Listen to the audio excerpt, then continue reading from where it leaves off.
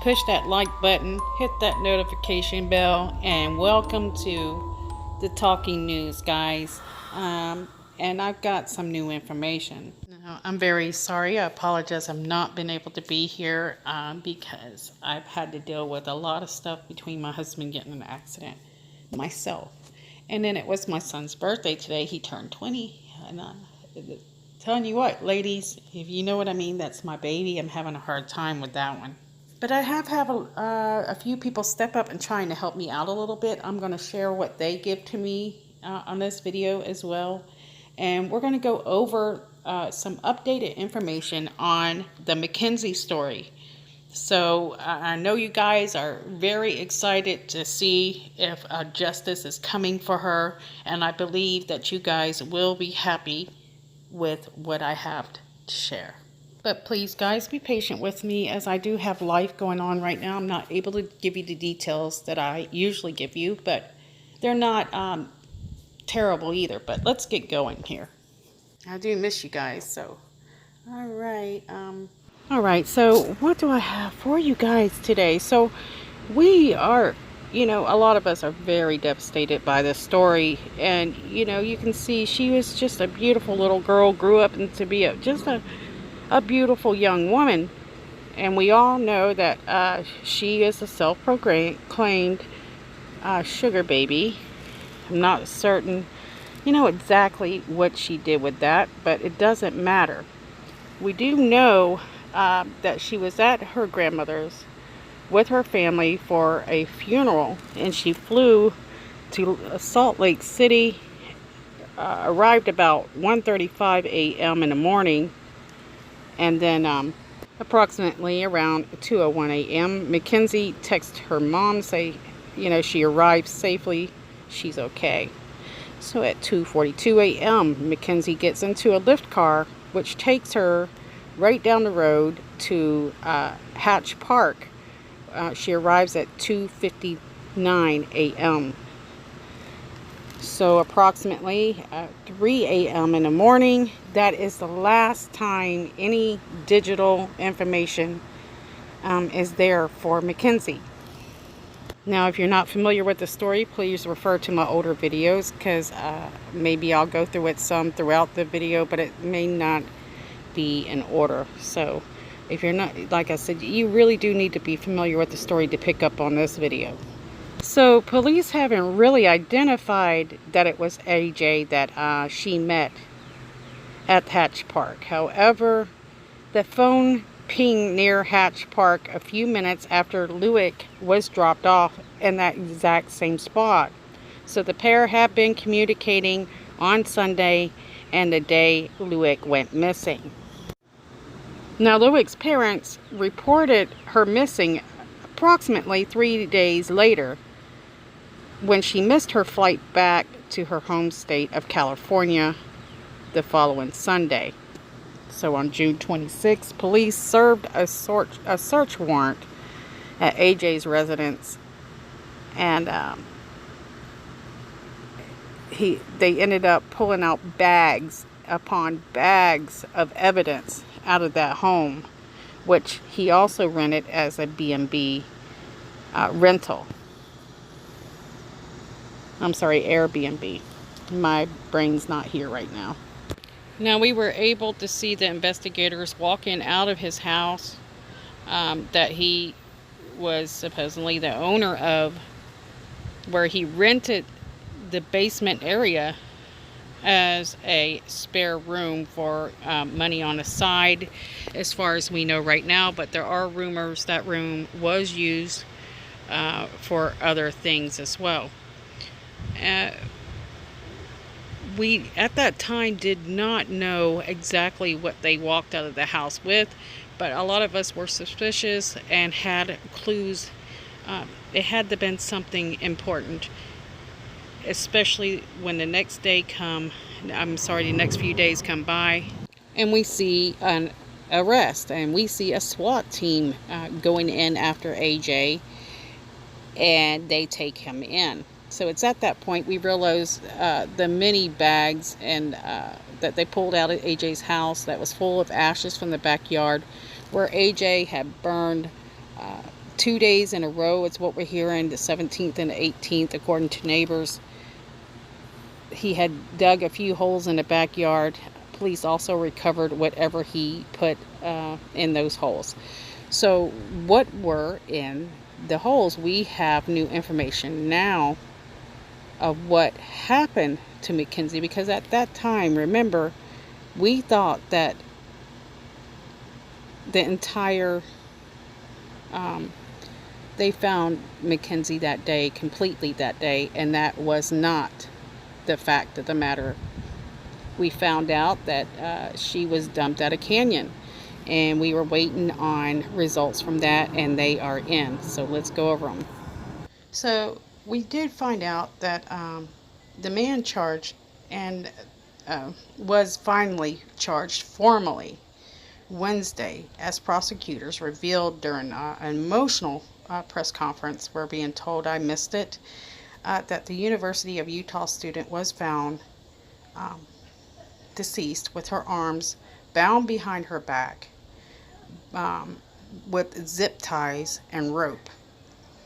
She also had a 2-inch gash in her head, as well as a 5-centimeter hole that was located on the left side of her skull or head, with part of her left scalp that was missing. Now, the items that they had found that was in the backyard, we are finding out, was human bone, charred muscle tissue, and part of the scalp with hair on it, Gill said. So what did the medical examiner determine? Well, she suffered a blunt force trauma to the left side of her head, resulting in significant hemorrhaging, which would have been very fatal. So that was probably that stuff left behind after he had taken her 80 miles, and it's approximately 80 miles, 85 miles, possibly even 90 miles from his house to the canyon in which he dropped her and just left her. Now, we have heard some rumors that he was going to try to say that this was a taboo sex act that went wrong, but it's very obvious after the medical examiner that this will not even be a possibility. This man, we're finding out, I can give you some more information about AJ, and I don't know whether I may just give you some now. So I'm finding out he is he was a gamer, he was a writer. He was a guy that didn't finish anything he done. He went to school several years, Utah State, and he never got a certificate, never completed anything. Now, I still haven't been able to get the papers to prove that he was in the National Guard Army. That one confuses the mess out of me, for the fact that you usually have to go through some very intense training in order to be considered any way affiliated or in a career at any military branch. I don't know what words to use, guys. Sorry, I'm not familiar with the military at all. But I do know this, that you would have to complete training. And that there's, stages and things you have to do in order to be a National Guard or a military soldier of any type. I found a commercial where AJ was actually in a commercial for the Army, wearing a football uniform. I'll try to pull that up for you guys later and get it on here. I have a few pictures I can show you right now. He's wearing a military jacket. He's sporting it. Proud of it, seems to be. And at that time, he looks like he looks a little more together. But is it legit? I don't know. I still don't know. If you do know, guys, anybody, please share it below.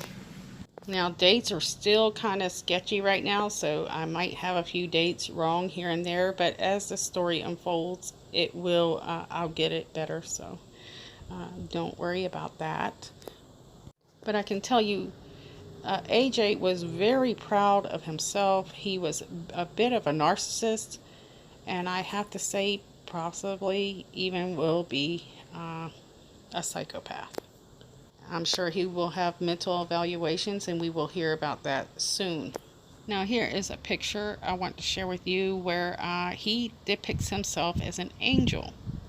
Now, one of my favorite subscribers helped me find this picture. I want to tell her thank you very much, but she said to me, "Isn't it more like a devil?" And yes, definitely, guys, he does not deserve these wings. But yes, he liked to portray himself as a model.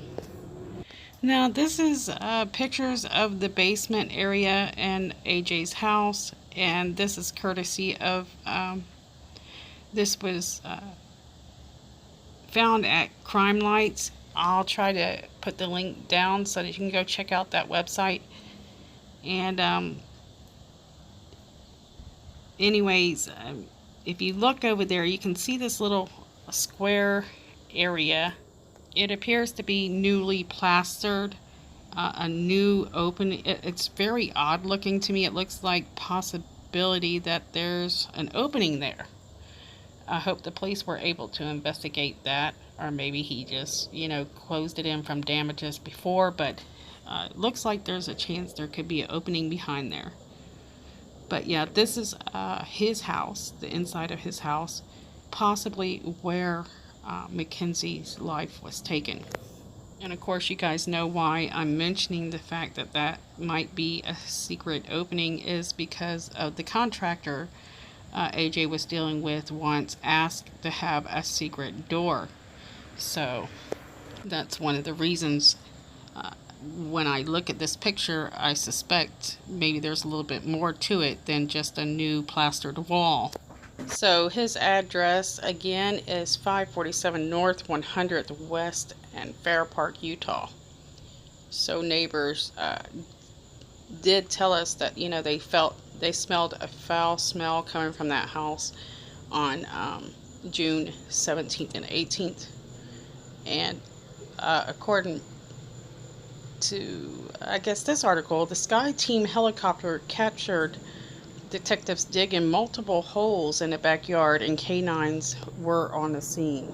And they pulled out so much, as I mentioned earlier, so much evidence from that house. I am certain they have not told us everything. So I'm sure we have, a lot more information to come in the near future. Guys, I apologize. I'm not able to think. I'm doing this in a hurry. I still don't have a microphone, and it's been really busy with some hectic things going on right now, and my brain's just not working today, as you can tell. But I did get y'all this information out anyways. I want to say thank you so much to Nikki for helping me out. I have some more that she did share with me. I'll share on the next video. This is just a quick update for you guys, and hopefully, it was helpful to someone. And I'm hoping that this girl, Mackenzie, and her family receives the justice they deserve. So anyways, guys, I'm gonna have to say I will see you guys soon. I love you, and thanks for watching.